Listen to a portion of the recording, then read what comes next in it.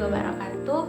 Perkenalkan, nama saya Miftah Rizky dengan NIM A231232123 kelas A, Fakultas Keguruan dan Ilmu Pendidikan, Program Studi Pendidikan Matematika, Universitas Tadulako. Sebelumnya, di sini ada yang belum tahu dengan keju. Nah, keju itu biasa kita temui pada topping-topping kue, puding maupun isian kue. Sebenarnya apa sih itu keju? Nah, keju ini adalah jenis produk olahan berbahan baku susu. Keju ini terbuat dari susu yang ditumpahkan. Proses pengentalan ini bisa dilakukan dengan hanya menambahkan asam atau dengan menggunakan enzim yang dibantu oleh bakteri baik. Nah, di sini saya mengambil produk keju dari Proces Gold Cheddar.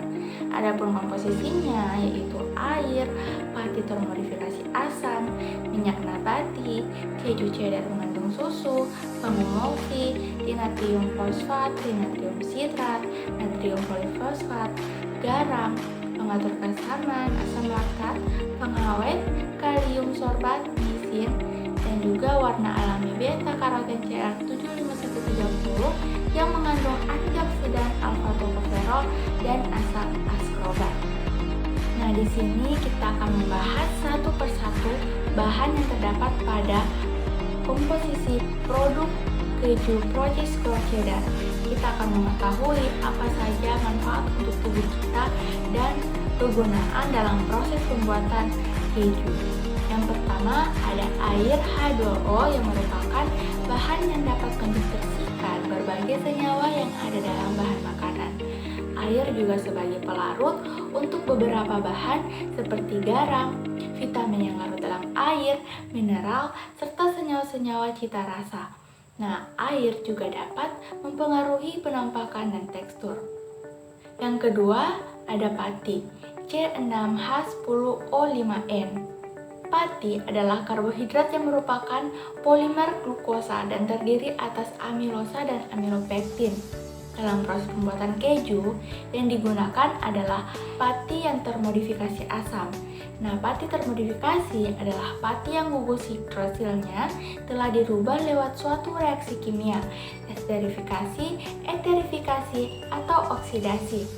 Nah, pati termodifikasi asam yaitu hidrolisis ikatan glikosida secara acak yang menghasilkan fragmen dengan derajat polimerisasi lebih rendah, menurunkan viskositas panas, meningkatkan kekuatan gel, serta meningkatkan kejernihan gel atau pasta. Nah, kegunaan pati dalam proses pembuatan keju yaitu untuk proses fermentasi. Nah, untuk dalam tubuh kita, manfaat pati dalam tubuh kita ini untuk menyehatkan saluran pencernaan, kesehatan metabolisme, dan menurunkan kadar gula rendah. Yang ketiga, minyak nabati. Minyak nabati yaitu minyak yang disaring atau diekstrak dari berbagai bagian tumbuhan. Struktur penyusunnya terdiri dari 90% triglycerida sebagai penyusun utama. Adapun komponen penyusun lain yang terdiri dari diglycerida, fosfolipid, monogliserida, vitamin, mineral, dan asam lemak bebas. Kegunaan minyak nabati pada keju yaitu dapat menurunkan titik cair dan melemahkan ikatan antar kasein, sehingga daya leleh, kelumuran, daya potong, dan kekerasan keju menjadi lebih baik. Adapun fungsi untuk manfaat untuk tubuh kita yaitu untuk menurunkan kolesterol, mencegah serangan jantung, dan mengurangi resiko terkena kanker. Bahan yang keempat yaitu susu. Susu merupakan cairan berwarna putih yang disekresi oleh kelenjar memae pada binatang mamalia betina untuk bahan makanan dan sumber gizi. Nah, adapun komponen penyusun dari susu yaitu air, protein, lemak kasein, laktobumi, laktogibulin, laktosa C12H22O11, vitamin dan enzim.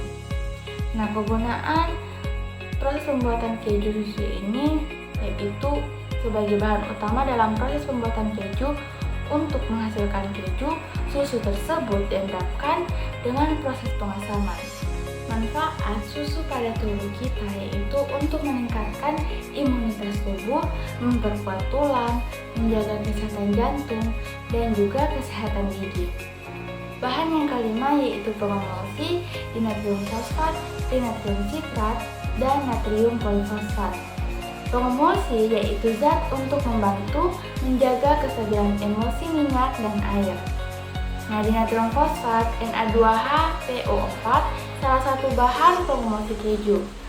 Dinatrium sitrat Na3C6H5O7 sebagai pengatur keasaman. Natrium polifosfat Na5P3O10 mengantarkan dan menstabilkan makanan. Bahan yang keenam yaitu garam NaCl. Garam dapur adalah sejenis mineral yang dapat membuat rasa asin.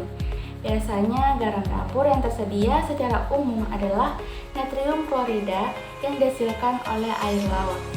Nah, kegunaan garam ini pada proses pembuatan keju agar keju tidak terasa tawar, membantu menghilangkan air lebih, mengeraskan permukaan, melindungi keju agar tidak mengering, serta mengawetkan dan memurnikan keju ketika memasuki proses pematangan.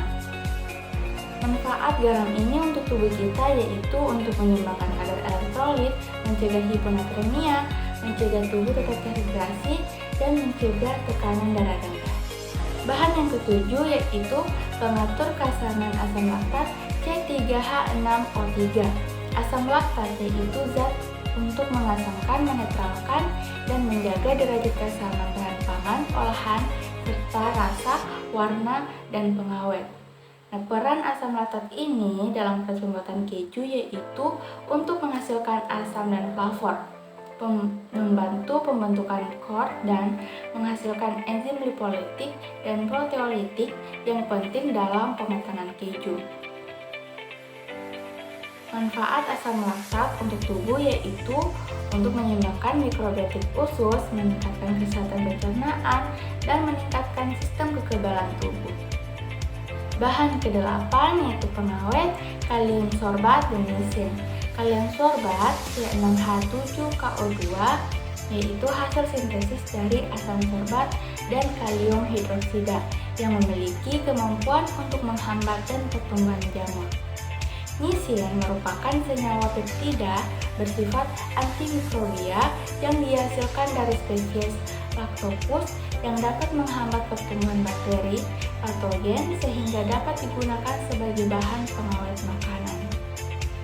Nah, fungsi kegunaan pengawet ini dalam proses pembuatan keju yaitu untuk menunda kerusakan yang disebabkan oleh mikroorganisme dan mempertahankan sifat fisik, kimia, dan zat gizi yang dimiliki oleh keju.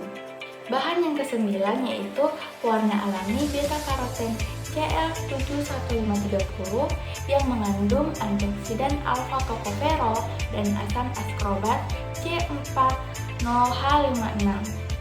Beta-karoten adalah salah satu jenis karotenoid yang merupakan pigmen pada sayur dan buah berwarna merah, kuning, dan oranye. Kegunaan warna alami ini dalam keju yaitu untuk mengatasi masalah warna keju yang tidak konsisten sehingga produsen keju menggunakan warna makanan alami beta-karoten Cl75130 untuk mencapai warna keju yang diinginkan. Beta-karoten ini juga bermanfaat bagi tubuh kita untuk melawan kerusakan sel akibat radikal bebas dalam tubuh. Selain itu, ada pun manfaat-manfaat lainnya yang kita dapat peroleh saat kita mengonsumsi keju. Nah, yang pertama itu adalah menjaga kesehatan gigi. Yang kedua, meningkatkan fungsi pembuluh darah. Ketiga, menjaga kesehatan tulang. Keempat, mengendalikan tekanan darah tinggi. Yang kelima, baik untuk pencernaan dan kolesterol dan membentuk sel tubuh yang sehat. Perlu kita ketahui, segala sesuatu yang kita konsumsi secara berlebihan itu tentu berdampak tidak baik pada tubuh kita. Begitupun ketika kita mengonsumsi keju secara berlebihan. Adapun dampaknya yaitu seperti sembelit, peradangan, sakit mah, timbul jerawat, gangguan jantung, diare, dan kembung. Nah, Nah baik, itulah tadi penjelasan saya terkait tentang bahan komposisi Proteus gold cheddar, yang dimana kita sudah mengetahui apa saja manfaat yang kita peroleh saat mengonsumsi keju dan setiap bahannya yang berfungsi dalam proses pembuatan keju. Mohon maaf apabila ada penjelasan yang kurang. Saya minta Rizky. Terima kasih atas perhatiannya. Wassalamualaikum warahmatullahi wabarakatuh.